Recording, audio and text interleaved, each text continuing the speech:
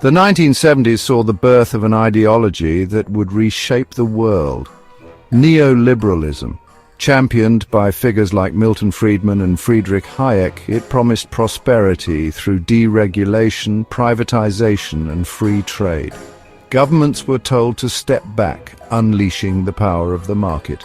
However, the reality of neoliberalism has proven far different from its rhetoric. Instead of shared prosperity, it has delivered staggering inequality. Instead of free markets, it has led to monopolies and oligopolies. The initial seeds of this ideology were sown in academia and think tanks funded by wealthy individuals and corporations. The oil crisis of the 1970s provided the perfect storm, creating economic turmoil that neoliberal advocates exploited to push their agenda. The election of Ronald Reagan in the United States and Margaret Thatcher in the United Kingdom marked a turning point. This marked the beginning of a global shift towards neoliberal policies that continues to this day. The marriage of neoliberalism and Wall Street's ambitions proved to be a potent force. Deregulation allowed financial institutions to grow at an unprecedented rate, becoming behemoths that dwarfed even the largest industrial corporations. The financial industry, once a servant of the real economy, became its master.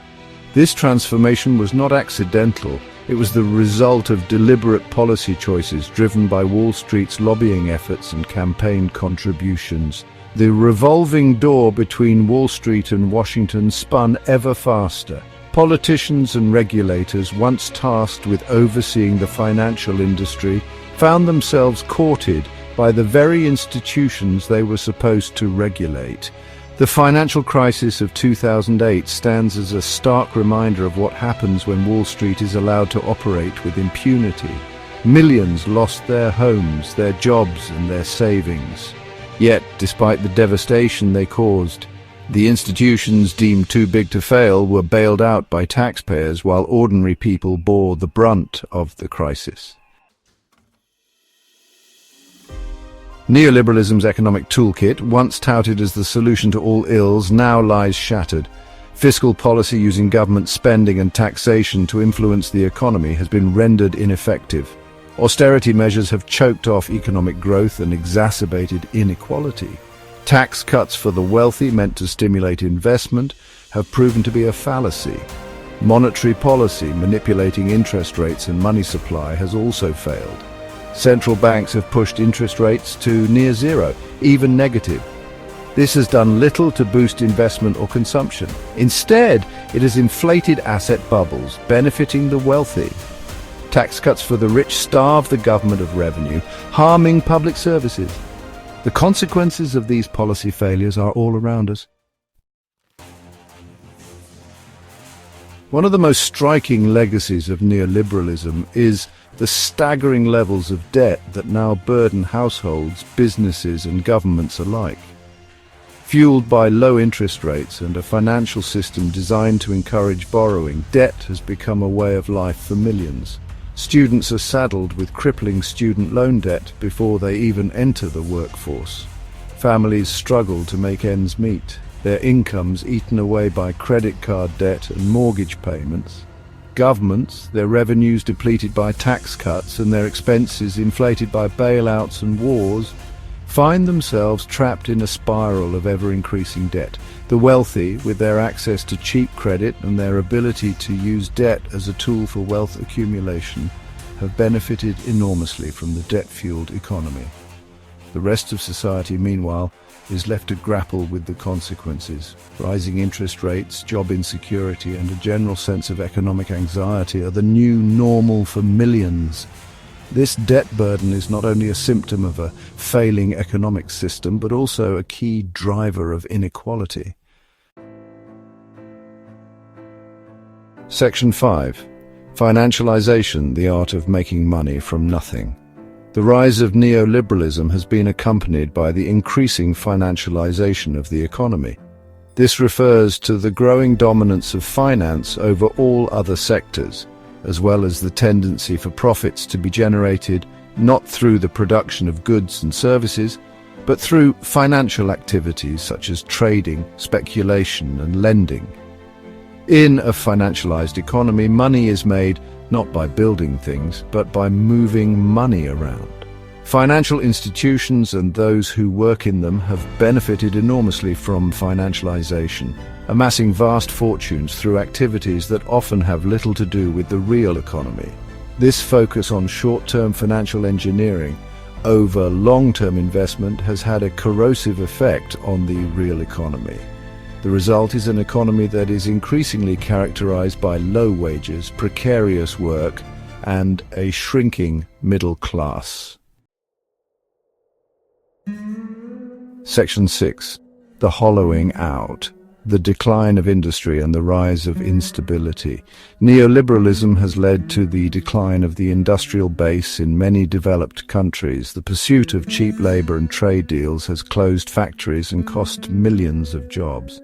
Communities relying on these jobs have been devastated.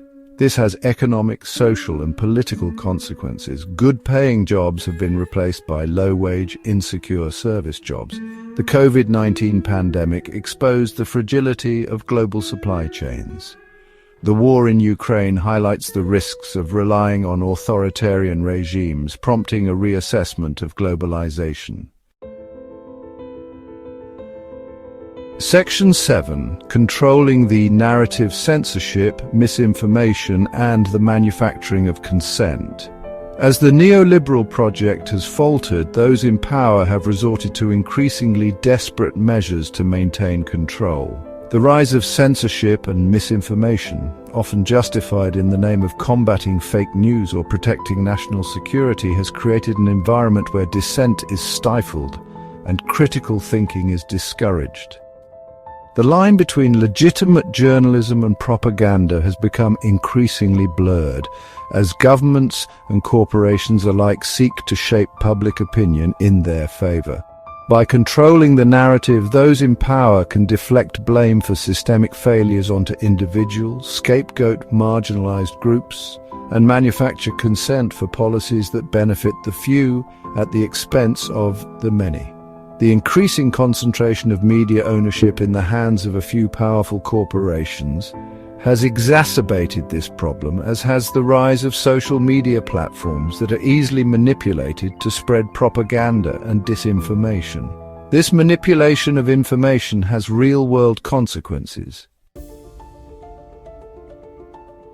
Section 8. The waning power of the empire. The United States, once the undisputed hegemon of the global order, is facing a crisis of legitimacy. Its economic dominance is waning, its military power is overextended, and its moral authority has been eroded by endless wars and a foreign policy based on hypocrisy and double standards. The rise of China and other emerging powers is challenging the US-led order, creating a multipolar world where American power is no longer absolute. The US has responded to this challenge by doubling down on militarism and aggression. It has engaged in endless wars in the Middle East and elsewhere at a staggering cost in terms of both human life and treasure. The US dollar, once the undisputed reserve currency of the world, is also facing challenges. The weaponization of the dollar for geopolitical ends through sanctions and other forms of financial warfare has led many countries to seek alternatives to the dollar-based system.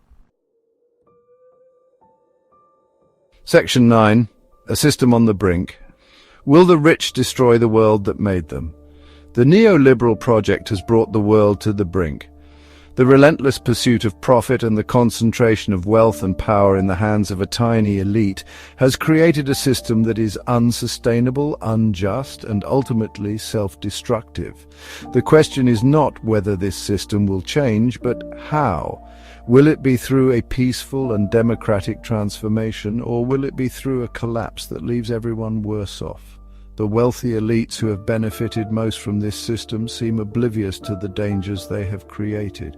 They continue to accumulate wealth at an astonishing rate, even as the planet burns, inequality soars, and democracy crumbles around them. They live in a bubble of privilege, insulated from the consequences of their actions. They seem to believe that their wealth will protect them from the coming storm, that they can simply buy their way out of the crisis. They are wrong.